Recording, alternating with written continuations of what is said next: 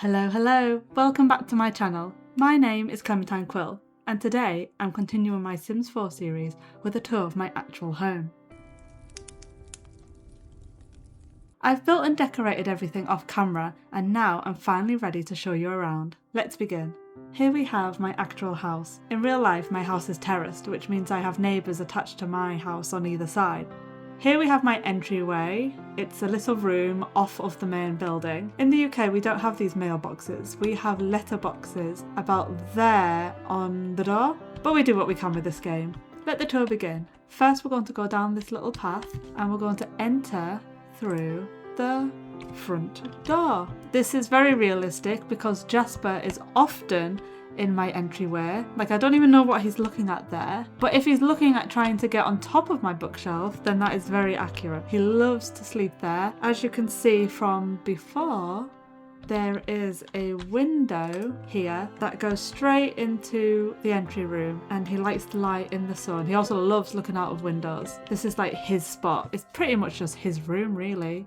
This wallpaper is actually really close to my wallpaper that I actually have here. And then I've got a mirror there, just so I can check my outfit before I leave for work. Let's turn around, and here is my dining room. I have a large concrete circular table in the middle with 4 chairs, usually, except for one is in use at the moment, and I'll show you where it is in a moment. Across the back wall, I've got that classic IKEA bookshelf with 16 cubby holes. This has got 9, but it's close enough. If I turn around again, here we've got Jasper's litter box, fascinating I know, and a little side table that I should really put some pictures on. Here is Jasper's things. In real life there's a crate there, he likes to be fed in his crate. There's a little bed in there for when he wants some alone time, a blanket on top with all his toys. This is the closest thing I could find. I have a unit with a TV, and then I've got my couch and my armchair. This is where the other dining chair is. It's at my desk. I am sat here right now editing. Oh, I should have done that. And this is where I'm sat right now in real life playing The Sims. In here we have my downstairs shower room. The lady who owned the house before me was retired and wanted a downstairs shower room for when she was too old, I guess, to get in and out of the bath upstairs. But then she met the love of her life at 64 and they decided to move in together, so she sold her house to me. I love having a shower and a bath. Let's go into the kitchen. What else can I say about a kitchen? It's pretty small, to be honest. Where's my toaster, kettle? I've not included those. I need to make some changes, but that's fine. Oh, yes, in real life I have... Oh, this is a lot of door. This is door central. Wait, I don't have a door there in real life. It's an archway. The previous owner took the door down and then left it for me, but I didn't really need a door here, so it's an archway. Why have I done that? There must have been a reason I've done that. If we go through that door though, into the stair area, I do have another cupboard that houses my dryer. I don't really use it often, it's just in the winter, so that's why it's kind of hidden in a cupboard. Also, there's no sockets in there, and I also have the dryer vent, so I have to pull this all the way out, close the door, push it against the door, and then plug it into a socket here, and then I need to put it through a cat flap in my door here. The hard part there is that Jasper is an indoor cat, so I have to lock him in the living room, so he doesn't escape through the cat flap whilst it's open with the vent sticking out. Let's go upstairs. Whee! At the top of the stairs we've got this cute little window which overlooks all my neighbours' backyards. We have a mirror at the top of the stairs. It's one of those moments where I have too many mirrors and I don't know what to do with them.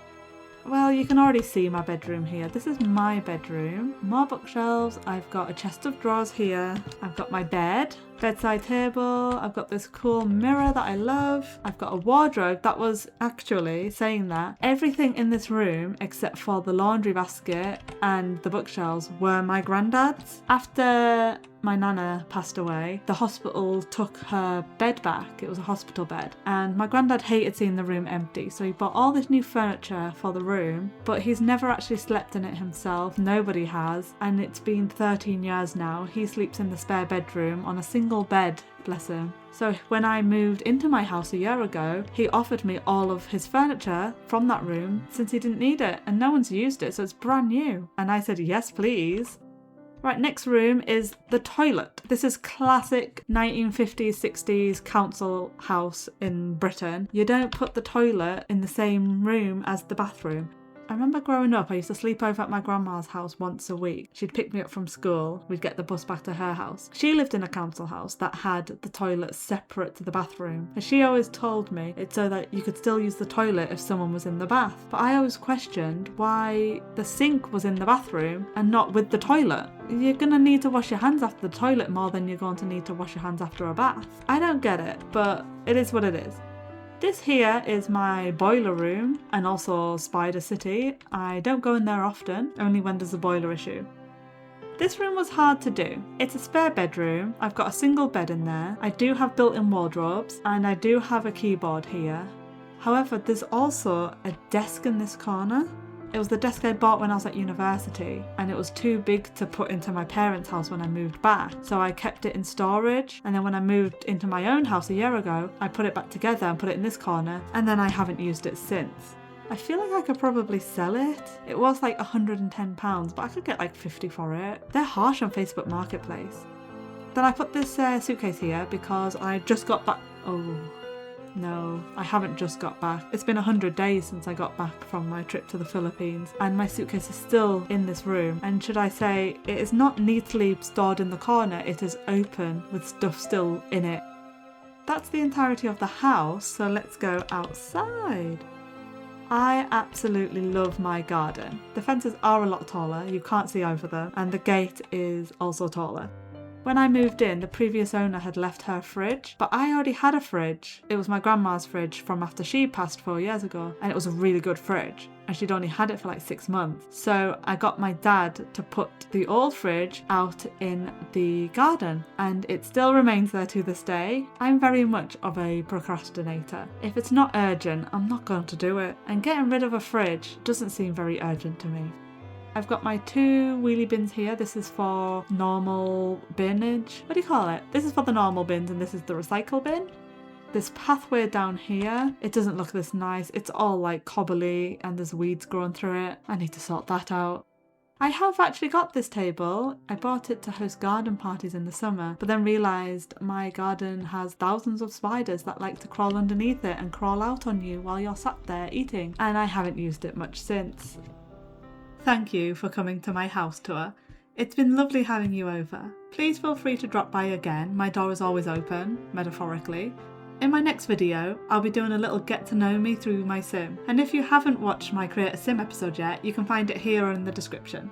Until next time, bye!